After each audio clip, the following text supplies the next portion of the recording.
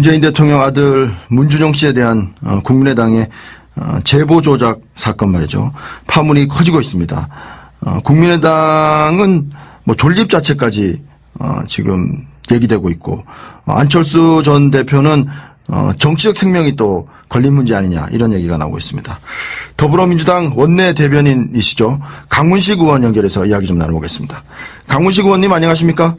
네, 안녕하십니까. 강훈식입니다. 네. 어떻습니까? 지금 뭐 이런 이제 당이 계속 국민의당이 흔들리고 있고 그런 상황인데, 민주당 내 분위기는 어떻습니까? 일단 전반적인 분위기는 뭐 이 문제에 대해서 크게 저희가 문제 제기를 하거나 이렇지는 않습니다. 네. 워낙에 사태가 심각하고 큰 문제이기 때문에 네. 아마 그 심각성 때문에 오히려 의원들 분위기는 이걸 직접적으로 거론하거나 이런 것도 좀 피하는 것 같습니다. 네.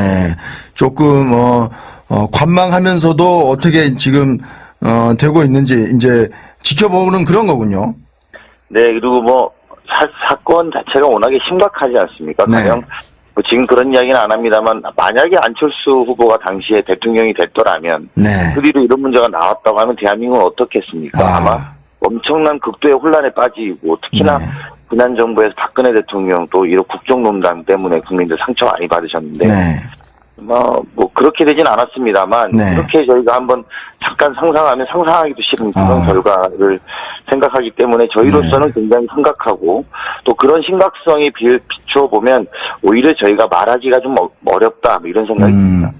사실 선거를 돌아보면 그렇게 이제 박빙 구도는 아니었기 때문에 네. 이제 이런 결과는 뭐 예상된 결과가 나왔었는데, 사실 박빙 구도 하에서 이런 어떤 문제가 제기됐었고 그것이 선거 결과 뒤집어졌다고 한다면은 그거야말로 대단한 뭐 문제가 제기될 수 있는 그런 상황일 수도 있어요, 사실은. 맞습니다. 네. 그래서 민주주의 자체가 사실 선거를 통해서 이루어지는 것이고, 그런 어떤 최후의 보루가 선거제도인데, 그 선거제도에 영향을 미치는 이런 어떤 조작 사건이 일어났다. 이것은 또 민주주의의 근간을 또 뒤흔드는 문제 아니겠습니까? 그렇습니다. 뭐 아시겠습니다만 지난 대통령 선거 어떻게 이루어진 겁니까? 어쨌든 뭐 국정농단 세력 때문에 국민들이 촛불을 들어갖고 대선을 만들었지 않았습니까? 네. 그래서 어떤 의미로 보면 방금 우리 앵커께서 말씀하신 것처럼 민주주의를 바로 세우라고 국민들이 만들어주셨는데, 네.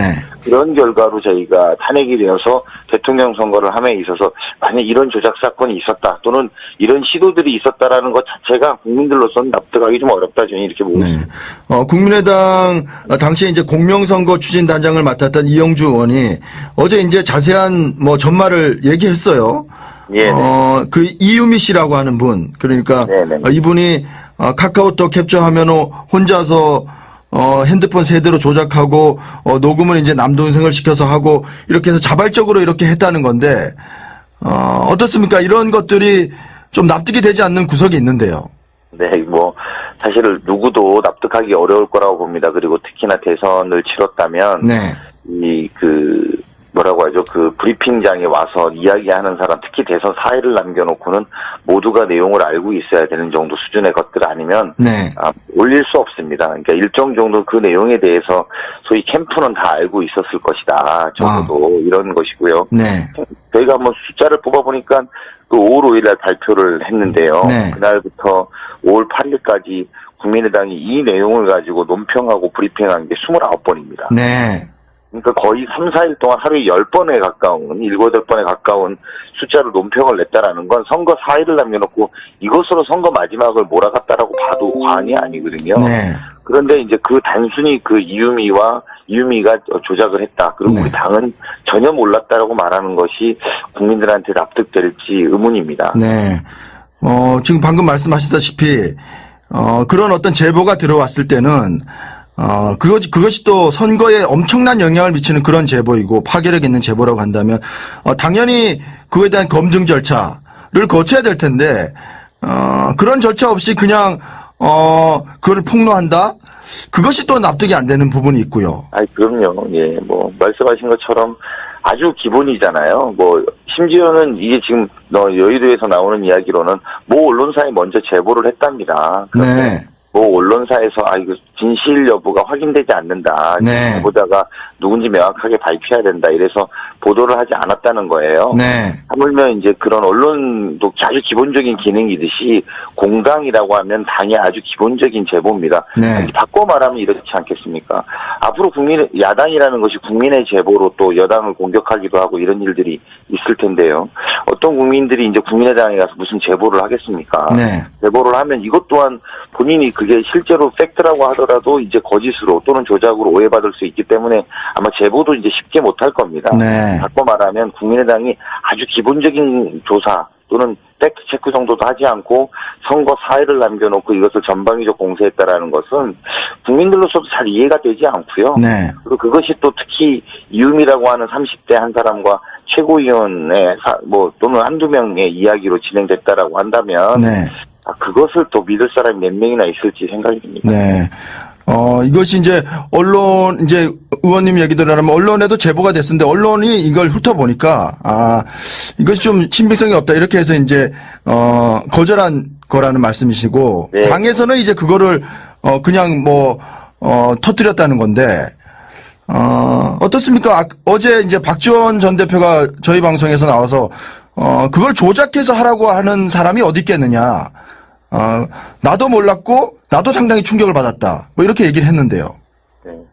아니, 박 전 대표가 그러실 수 있다고 보는데요. 저희가 생각하는 것은, 몰랐다라고 하기 이전에 그건 아주 일반적인, 그리고 상식적인 선에서 누군가가 제보가 오면, 공당이라면 그것들을 팩트를 체크하고 누군지 적어도, 물론 그 사람들을 공개하진 않더라도 말이죠. 네. 소위 정보원에 대해서 누구인지는 알아보는 건 아주 단순하고, 그리고 작업이 그렇게 오래 걸리지도 않잖아요. 갖고 오는 그 파일을 가지고 이거 누가 한 건지 적어도 우리는 알아야 되지 않느냐. 그렇죠. 그렇게 최소한의 사람들은 물어보는 것이 맞거든요. 네. 그리고 그 사람하고 확인 전화 정도는 해보는 것이. 그렇죠. 당신은 이런 근거는 언제 있었냐라고 몇 가지 정말 육하원 측의 몇 가지를 물어보는 것은 아주 기본적인 것이거든요. 네. 더군다나 아까 말씀드린 것처럼 선거 3일 동안 30여 차례의 논평과 브리핑을 했다라면. 네. 그러기 전에 그 정도의 기본적인 것들은 체크하는 것은 누가 봐도 기본인 텐데 그거를 몰랐다. 이렇게 말하기 이전에 팩트 체크가 왜 안 됐는지, 아니면 실제로 안 됐는지, 아니면 왜 안 됐는지, 이런 걸 오히려 되돌아보는 계기가 돼야 될 것이고, 네. 이것이 국민의당의 입장에서 보면, 저희가 남의 당이라서 야박하게 말씀드리긴 좀 그렇습니다만, 네.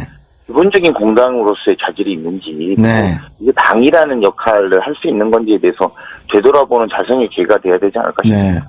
네. 이유미 씨는 안철수 후보의 제자로 알려져 있고요. 카이스트 대학원 출신에 또 여수 출신이기 때문에 거기서 예비 후보로 또 국회의원 선거운동까지 한 분으로 알려져 있는데 이분이 책도 쓰시고요. 선거 관련. 안철수 후보의 66일간의 기록해서 그런데 이분이 그것을 혼자서 이렇게 한다. 이 정도의 어떤 지적 능력과 그런 걸 갖추고 있는 분이 말이죠. 그것도 납득하기 좀 어려워요. 그렇죠. 네. 네. 사실 이런 대목에 저는 안철수 후보가 빨리 나와서 본인의 입장을 밝히고 국민들에게 사과해야 된다고 생각합니다. 네. 이분이 어쨌든 영입 1호라고 하는 전 최고위원이든 아니면 현재의 당사자로 지목받고 있는 이유미 씨든 간에 네. 안철수 후보를 도울 의도로 이런 문제를 만들었던 것이고 네. 또 그렇게 만든 분들과 안철수 후보의 관계가 과거부터 이어졌다라면 이어진 분이라면 네. 사실은 이 부분에 안철수 전 대표가 관계가 없다라고 보기 어렵거든요. 네. 당연히 관계가 깊을 것이고 또 개인적으로 친밀한 여부 난 별로 친하진 않아요. 그냥 알기만 해요. 이런 정도로 디펜스 될 문제가 아니거든요. 네. 방어가 될 문제가 아니기 때문에 오히려 큰 자세로 본인이 책임지고 네. 또 어느 정도 수위까지 책임을 져서 국민들을 납득시키는지 네. 이것 또한 국민의당에 미치는 영향이 굉장히 클 것이기 때문에 조속한 이렇게 시간 끌 문제가 아니거든요. 네. 빨리 조속 입장을 밝힐 필요가 있다고 생각합니다. 네. 안철수 후보는 지금 자택에서 이 문제를 지금 생각하고 고심하면서 어떤 식으로 지금 입장을 낼 것인가에 대해서 고심하고 있다 이렇게 알려지고 있는데 어떻습니까? 정치적인 책임, 도의적인 책임, 법률적인 책임도 있을 테고요. 어떤 정도까지의 좀 책임을 져야 한다고 보십니까? 아니 정치 도의적인 책임은 당연히 져야 되는 것이고요. 네. 법률적인 책임은 뭐 검찰이 조사하고 있으니까 그런 네. 문제에 대해서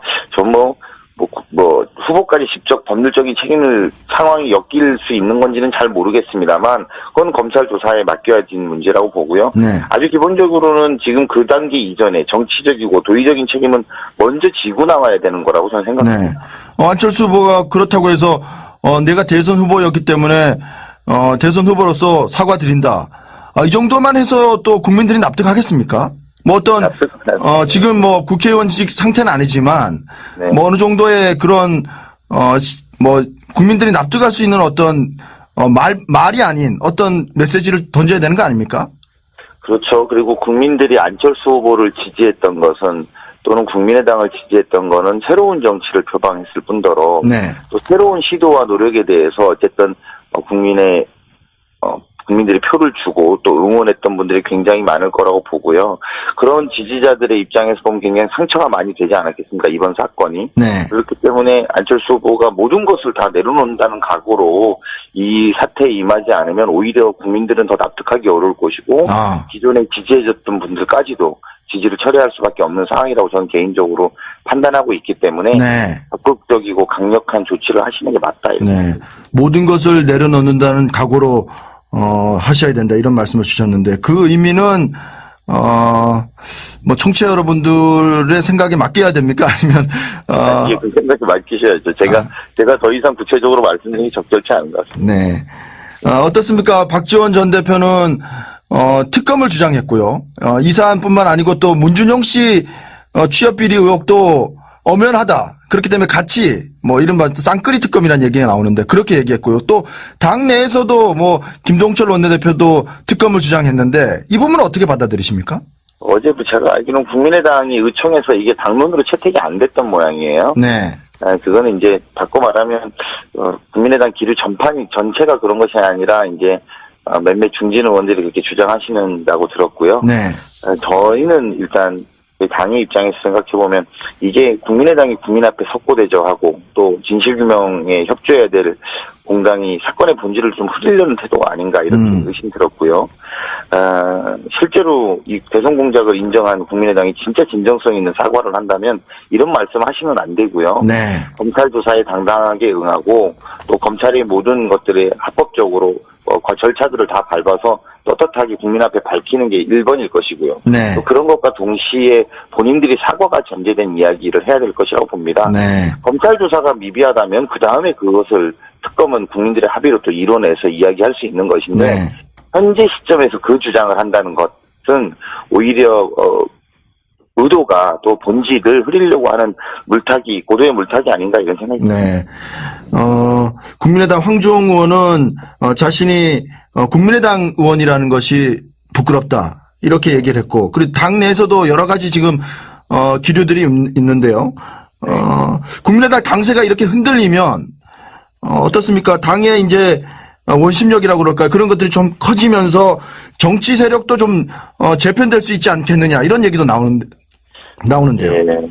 뭐 국민의당 자체가 혼돈에 빠졌을 거라고 봅니다만 그것을 저희 민주당 입장에서 특별히 좀 관심을 갖고 있거나 현재 그런 상태는 아닙니다. 다만 네. 말씀하신 것처럼 이번 사건이 원체 구심이 깨진 사건, 그래서 이제 원심이 작용될 수밖에 없는 구도로 흘러갈 거라고 보여지고요. 네. 그러다 보면 저희 호남 의원과 또 안철수 전 대표를 지지하는 의원들이 좀 괴리가 될 것 같지 않은가라는 여의도의 분석들이 많은 만큼 네. 이것을 그냥 잘 옆에서 예의주시하고 지켜보고 있습니다만 네. 저희가 이것이 정계 개편이라든지 이렇게 일어나는 것에 대해서는 지금 상상하거나 이렇게 입장을 갖고 있지는 않습니다. 그냥 네. 국민의당의 문제를 그냥 잘 지켜보고 있는 수준 이렇게 말씀드리면 될 것 같습니다. 일전에 나온 여론조사에 따르면 호남에서의 더불어민주당 지지율인가요? 아니 대통령 지지율이 99%가 나왔기 때문에 국민의당 지지 기반이 거의 민주당으로 흡수됐다 이렇게 평가해도 과언이 아닐 정도인데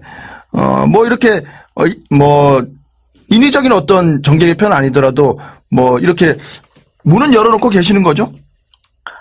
저희와 함께 해주신다고 하면 그게 어떤 분이든 또는 어떤 국민이든 저희로서는 마다할 이유가 없겠지요. 네. 근데 이제 그것을 먼저 전제하고 그림을 그리지 않는다 이런 정도의 입장이라는 말씀 올립니다. 네, 알겠습니다.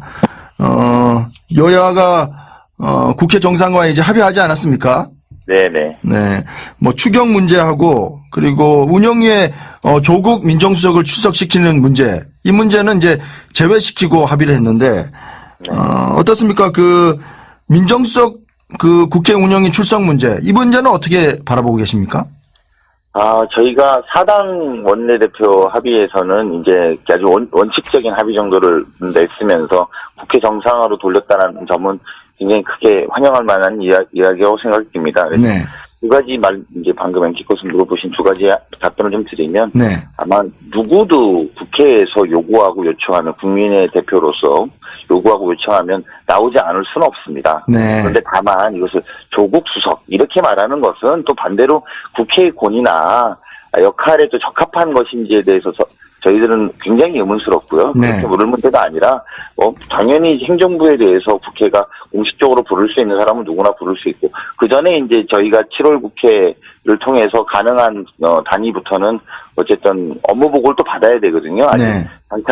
장관 인사들이 다 끝나지 않았기 때문에 그 네. 인사가 끝나면 업무 보고 받고 또 그 이후에 필요하다면 누구도 부를 수 있다, 이런 원칙적인 입장을 갖고 있습니다만, 네. 다만 조국 수석 또 뭐 누구 아무개 씨 이렇게 부르는 것은 네. 조금 적절하지 않다, 저는 이렇게 생각하는 입장이고요. 동시에 네. 나가서 방금 추경 이야기도 잠깐 했습니다만, 네. 추경은 자유한국당까지 좀 같이 갔으면 좋겠는데, 네. 자유한국당을 뺀 나머지 국민의당과 바른정당은 심사는 시작하자는 입장이세요. 네.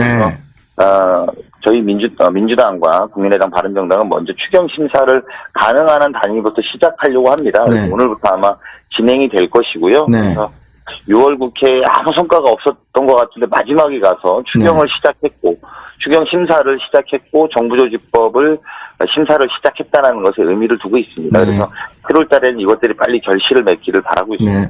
자유한국당이 이제 위원장이 아닌 상임위를 중심으로 오늘부터 이제 추경 심사를 하실 거라는 그런 말씀이신데, 네네. 뭐 자유한국당이 민주당, 국민의당, 바른정당 이 3당이 추경 심사하는 것에 반대하지 않는다, 이런 어떤 뭐 언지를 줬다는 얘기도 있던데요. 맞습니까? 그건 이제 토론 과정에서 나왔던 이야기인데요. 네. 사실은 자유한국당과 민주당이 어떤 그 문제 때문에, 또는 자유한국당의 한쪽의 고집 때문에 나머지 두 당이 계속 끌려가기도 어려운 것 아니겠습니까? 네. 다 같이 해보자라는 게 이 사당 원내대표들의 본 취지였으나, 네. 자유한국당은 적어도 현재의 추경안에 동의할 수 없다는 입장이 워낙에 강하기 때문에, 네. 나머지 다른 정당과 국민의당은 심사는 할 수 있다. 그리고 그 과정에 이걸 녹여내자라는 입장의 차이가 각각이 좀 있었거든요. 그런데 네. 자유한국당의 그 입장 때문에 전체가 진행되지 않는 것은 부담스럽기 때문에, 네. 자유한국당이나 뭐 이런 논의들을 하면서 그런 이야기, 우리는 그러면 반대는 하지 않을 테니까 이건 당신들은 먼저 진행을 하시오. 하지만 우리 당의 입장은 반대입니다. 이렇게 표현하실 수도 있었다, 이렇게 생각됩니다. 언지를 먼저 주거나 이런 게 아니고요. 네. 원내대표들께서 굉장히 오랜 시간 동안 토론을 하고 이야기를 했기 때문에 많은 이야기가 오고 갔을 거라고 생각합니다. 자유한국당 내 분위기는 추경도 앞으로의 그 인사청문 과정과 좀 보면서 참여할 수도 있다, 이런 가능성을 좀 열어놓은 어떤 분위기가 읽히기도 하던데요. 네, 이제 아마 자유한국당의 전략이겠죠. 네. 전략이 그럴 수 있다고 봅니다. 인사청문회에 소위 이제 야당이 주장하는 반대하는 사람들이 통과가 안 돼야지만 할 수도 있다라는 식으로 전략을 가질 수는 있다고 봅니다만. 네. 예, 저희들의 생각은 인사청문회대로 냉정하고 날카로운 비판과 또 검증이 돼야 될 것이라고 보고요. 네. 추경은 추경대로 네. 이렇게 진행이 됐으면 하는 게 민주당의 입장입니다. 알겠습니다. 그렇기 때문에 거기서 예비 후보로 또 국회의원 선거운동까지 한 분으로 알려져 있는데, 이분이 책도 쓰시고요. 선거 관련 안철수 후보의 66일간의 기록해서 그런데 이분이 그것을 혼자서 이렇게 한다, 이 정도의 어떤 지적 능력과 그런 걸 갖추고 있는 분이 말이죠. 그것도 납득하기 좀 어려워요. 그렇죠. 네. 네. 사실 이런 대목에 저는 안철수 후보가 빨리 나와서 본인의 입장을 밝히고 국민들에게 사과해야 된다고 생각합니다. 네. 이분이 어쨌든 영입 1호라고 하는 전 최고위원이든 아니면 현재의 당사자로 지목받고 있는 이유미 씨든 간에 네. 안철수 후보를 도울 의도로 이런 문제를 만들었던 것이고 네. 또 그렇게 만든 분들과 안철수 후보의 관계가 과거부터 이어졌다라면 네. 이러신 분이라면 네. 사실은 이 부분에 안철수 전 대표가 관계가 없다라고 보기 어렵거든요. 네. 당연히 관계가 깊을 것이고 또 뭐 개인적으로 친밀한 여부 난 별로 친하진 않아요. 그냥 알기만 해요. 이런 정도로 디펜스 될 문제가 아니거든요. 네. 방어가 될 문제가 아니기 때문에 오히려 큰 자세로 본인이 책임지고 네. 또 어느 정도 수위까지 책임을 져서 국민들을 납득시키는지 네. 이것 또한 국민의당에 미치는 영향이 굉장히 클 것이기 때문에 조속한 이렇게 시간 끌 문제가 아니거든요. 네. 빨리 그 입장을 밝힐 필요가 있다고 생각합니다. 네. 안철수 후보는 지금 자택에서 이 문제를 지금 생각하고 고심하면서 어떤 식으로 지금 입장을 낼 것인가에 대해서 고심하고 있다 이렇게 알려지고 있는데 어떻습니까? 정치적인 책임, 도의적인 책임, 법률적인 책임도 있을 테고요. 어떤 정도까지의 좀 책임을 져야 한다고 보십니까? 아니 정치 도의적인 책임은 당연히 져야 되는 것이고요. 네. 법률적인 책임은 검찰이 조사하고 있으니까. 네. 문재인 대통령 아들 문준용 씨에 대한 국민의당의 제보 조작 사건 말이죠. 파문이 커지고 있습니다. 국민의당은 존립 자체까지 지금 얘기되고 있고 안철수 전 대표는 정치적 생명이 또 걸린 문제 아니냐 이런 얘기가 나오고 있습니다. 더불어민주당 원내 대변인이시죠. 강훈식 의원 연결해서 이야기 좀 나눠보겠습니다. 강훈식 의원님 안녕하십니까? 네, 안녕하십니까. 강훈식입니다. 네.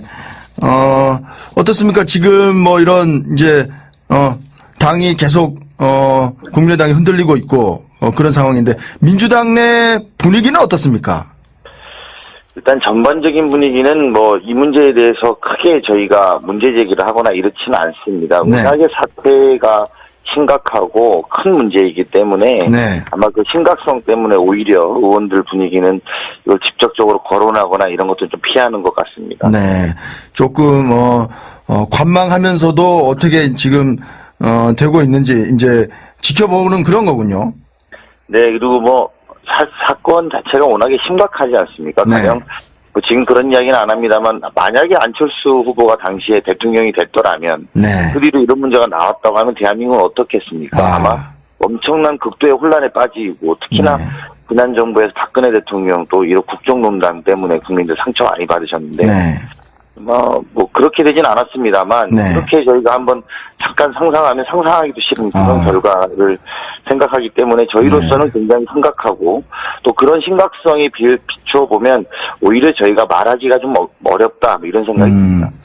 사실 선거를 돌아보면 그렇게 이제 박빙 구도는 아니었기 때문에 네. 이제 이런 결과는 예상된 결과가 나왔었는데 사실 박빙 구도 하에서 이런 어떤 문제가 제기됐었고 그것이 선거 결과 뒤집어졌다고 한다면은 그거야말로 대단한 문제가 제기될 수 있는 그런 상황일 수도 있어요, 사실은. 맞습니다. 네.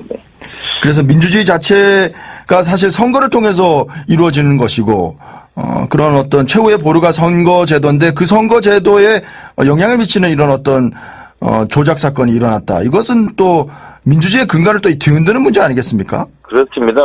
아시겠습니다만 지난 대통령 선거 어떻게 이루어진 겁니까? 어쨌든 국정농단 세력 때문에 국민들이 촛불을 들어갖고 대선을 만들었지 않았습니까? 네. 그래서 어떤 의미로 보면 방금 우리 앵커께서 말씀하신 것처럼 민주주의를 바로 세우라고 국민들이 만들어주셨는데 네. 그런 결과로 저희가 탄핵이 되어서 대통령 선거를 함에 있어서 만약 이런 조작 사건이 있었다 또는 이런 시도들이 있었다라는 것 자체가 국민들로서는 납득하기 좀 어렵다 저는 이렇게 보고 있습니다. 네. 국민의당 당시에 이제 공명선거 추진단장을 맡았던 이영주 의원이 어제 이제 자세한 전말을 얘기했어요. 예. 그 이유미 씨라고 하는 분 그러니까 네네. 이분이 카카오톡 캡처하면 혼자서 핸드폰 세대로 조작하고 녹음을 이제 남동생을 시켜서 하고 이렇게 해서 자발적으로 이렇게 했다는 건데 어떻습니까? 이런 것들이 좀 납득이 되지 않는 구석이 있는데요. 네, 사실 누구도 납득하기 어려울 거라고 봅니다. 그리고 특히나 대선을 치렀다면 네. 브리핑장에 와서 이야기하는 사람, 특히 대선 사회를 남겨놓고는 모두가 내용을 알고 있어야 되는 정도 수준의 것들 아니면 네. 올릴 수 없습니다. 그러니까 일정 정도 그 내용에 대해서 소위 캠프는 다 알고 있었을 것이다. 적어도 이런 것이고요. 네.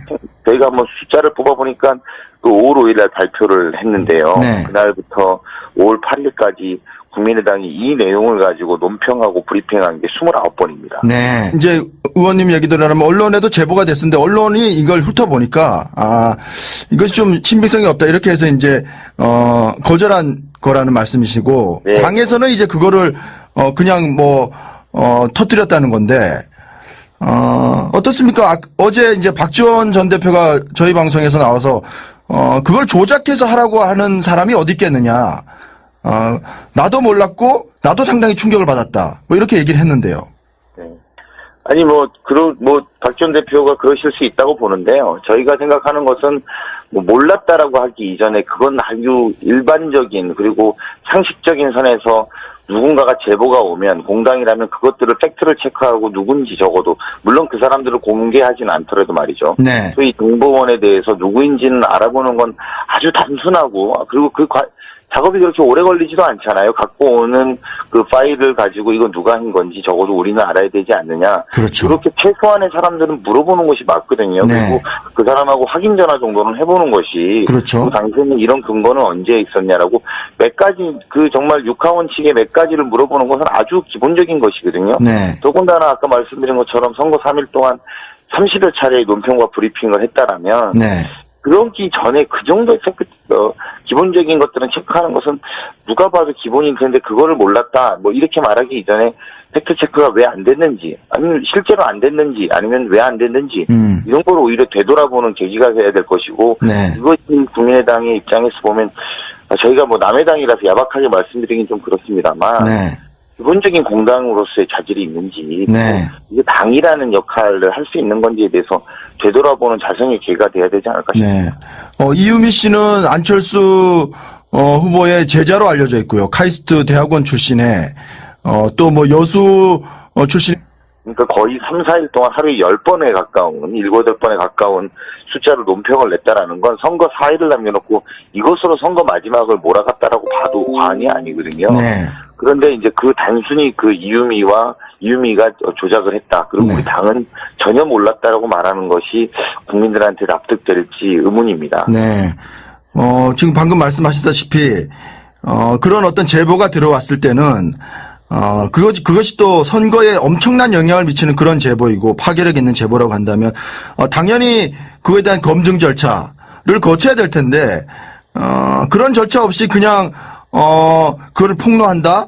그것이 또 납득이 안 되는 부분이 있고요. 그럼요. 예, 말씀하신 것처럼 아주 기본이잖아요. 심지어는 이게 지금 여의도에서 나오는 이야기로는 모 언론사에 먼저 제보를 했답니다. 네. 모 언론사에서 이거 진실 여부가 확인되지 않는다. 네. 제보자가 누군지 명확하게 밝혀야 된다. 이래서 보도를 하지 않았다는 거예요. 네. 하물며 이제 그런 언론도 아주 기본적인 기능이듯이 공당이라고 하면 당의 아주 기본적인 제보입니다. 네. 바꿔 말하면 이렇지 않겠습니까? 앞으로 야당이라는 것이 국민의 제보로 또 여당을 공격하기도 하고 이런 일들이 있을 텐데요. 어떤 국민들이 이제 국민의당에 가서 무슨 제보를 하겠습니까? 네. 제보를 하면 이것 또한 본인이 그게 실제로 팩트라고 하더라도 이제 거짓으로 또는 조작으로 오해받을 수 있기 때문에 아마 제보도 이제 쉽게 못할 겁니다. 네. 바꿔 말하면 국민의당이 아주 기본적인 조사 또는 팩트 체크 정도도 하지 않고 선거 4일을 남겨놓고 이것을 전방위적 공세했다라는 것은 국민들로서도 잘 이해가 되지 않고요. 네. 그리고 그것이 또 특히 이유미라고 하는 30대 한 사람과 최고위원의 또는 한두 명의 이야기로 진행됐다라고 한다면 네. 그것을 또 믿을 사람이 몇 명이나 있을지 생각이 듭니다. 네. 이것이 이제 언론